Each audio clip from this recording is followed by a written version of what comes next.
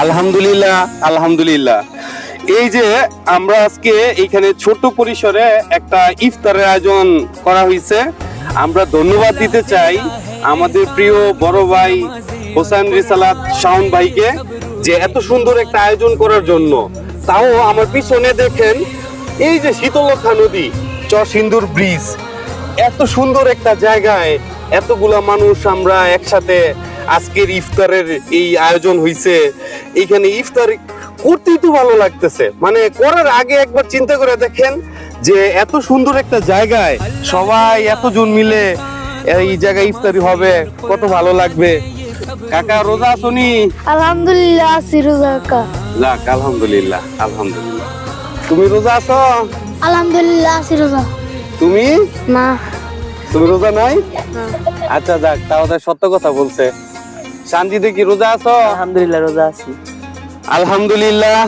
আর এই ইফতারের আয়োজনে আজকে সম্পূর্ণ দায়িত্বে আছে এই যে আমাদের সামনে হৃদয়, তার কথা কিছু শুনবো। হৃদয়, আজকের এই যে ইফতার আয়োজন হচ্ছে, সবাই এখানে আছে, তোমার অনুভূতি কি? তোমার কাছে কেমন লাগতেছে এই যে শীতলক্ষা নদীর পারে এই সুন্দর আয়োজন হচ্ছে? আলহামদুলিল্লাহ অনেক ভালো।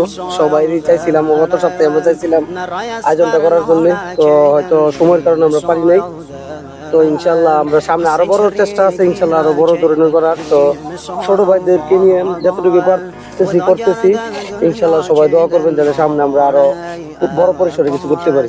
যাক, এই যে এই রমজান মাসে এই যে সামনে দেখেন এই যে টমেটো, এইখানে এই খেজুর, এইখানে এই ছোলা বুট আছে, সরিষার তেল, এই ধনিয়া পাতা, এইখানে এই পেঁয়াজু, আলু চপ, বেগুনি, এই পাশে শরবত, এখানে বুরিন্দা, পাশে মুড়ি, এইখানে রাখা হয়েছে ঠান্ডা পানি, এ দিয়ে শরবত বানানো হবে আরো। তো আসলেই ভালো লাগলো, এত সুন্দর পরিবেশে ইফতারের আয়োজন করছে। আমি আবারও ধন্যবাদ দিতে চাই হোসেন রিসালাত শাওন ভাই, আপনার পক্ষ থেকে এত সুন্দর একটা আয়োজন, এটা স্মরণীয় থাকবে। সবাই আমরা আপনার জন্য অনেক অনেক ভালোবাসা আপনার প্রতি রইল। ভালো থাকেন আপনি, আমাদের জন্য দোয়া করেন।